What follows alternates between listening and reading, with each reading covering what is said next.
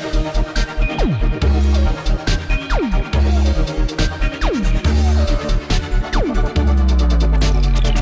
everyone, this is Dave from Geekanoids and welcome to my full review of Apple's Retina iPad mini. Now I've used this for 3 or 4 days now and I've really enjoyed my experience with it. On the whole it's been very positive, but there are a few buts and a few negatives which I'm going to cover off first. Now don't forget this is just my opinion, so you may not share my opinion, but the first one is to do with the bezels around the screen. Now top and bottom the bezels are absolutely fine, but on the left and right of the screen they're just 5 to 6 millimeters, and when you're holding it like this, for example, it's not very comfortable to hold and you haven't got a lot to hold on to. Now of course your thumb or your finger can encroach on the screen a very little bit, but not too much.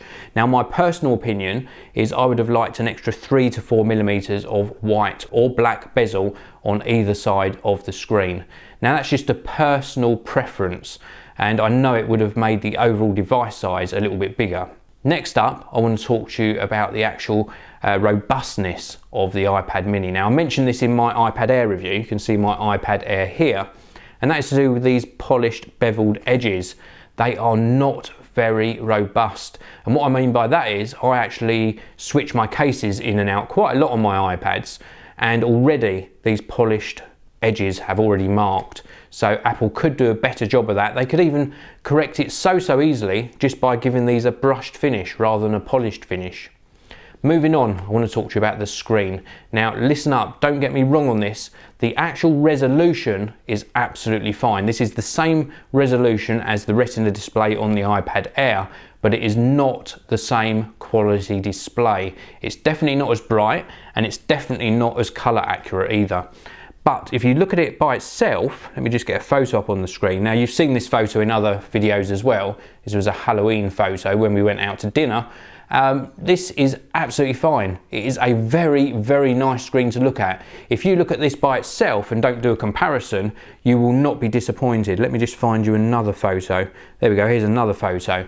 The actual detail and the color accuracy on that photo is really very good indeed.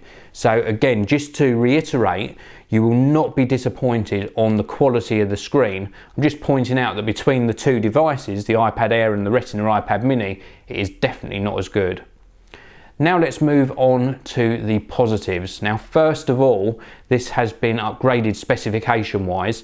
It's got the new A7 processor and the co-processor as well, and it really does respond very nicely. There's a few drop frames come in from time to time, but that's more to do with the operating system optimization.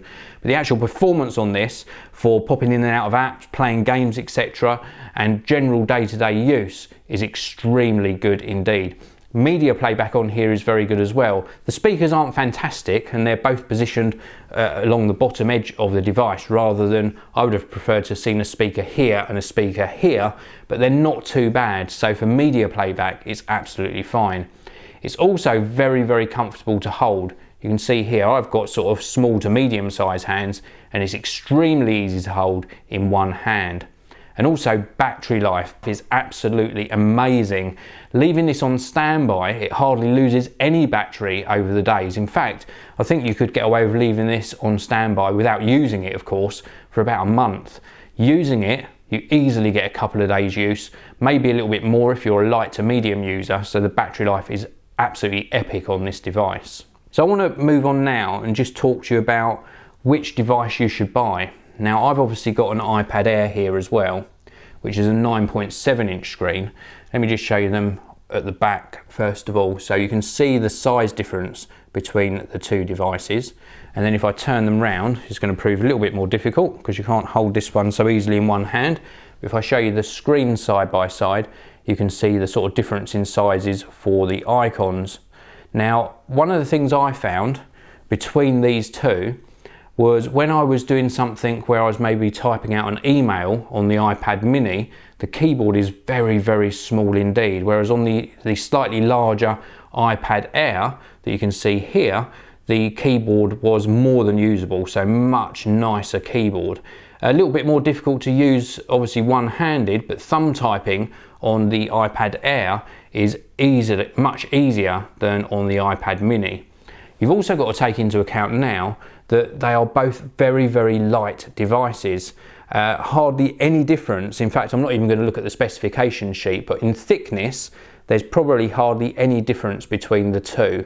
And putting this one in your bag and carrying it around, or indeed using it one-handed, compared to putting this one in your bag and using it one-handed, I would say there's very little in it. There obviously is on the specification sheet, but I'm talking about real world use.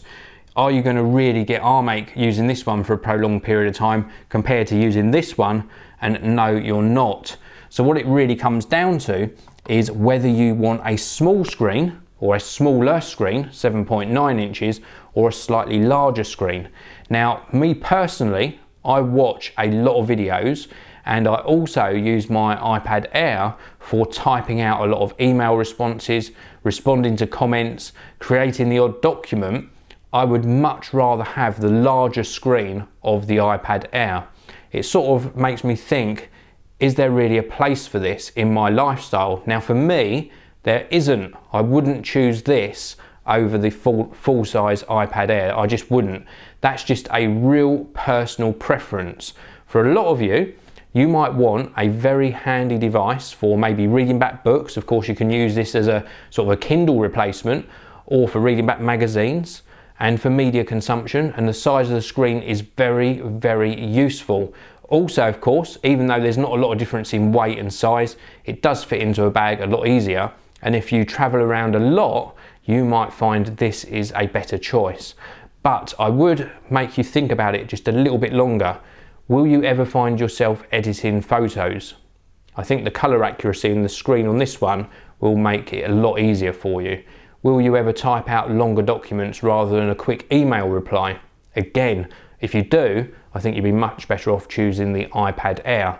If you don't do that, if you don't do a lot of creation and it's mainly media consumption, playing the odd game, social networking, etc., and you want something that's really compact, then the iPad mini with Retina display could well be for you. The actual resolution is exactly the same as the iPad Air. The only difference now is the actual screen size.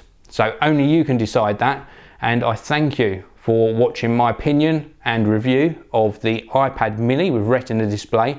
If you've enjoyed this video, or indeed you have any comments, please do leave them in the comment section below. And also, if you enjoyed it, hitting that like button would really be appreciated. Please also subscribe to the Geekanoids channel. Thank you again for watching, and I will see you all in the next video.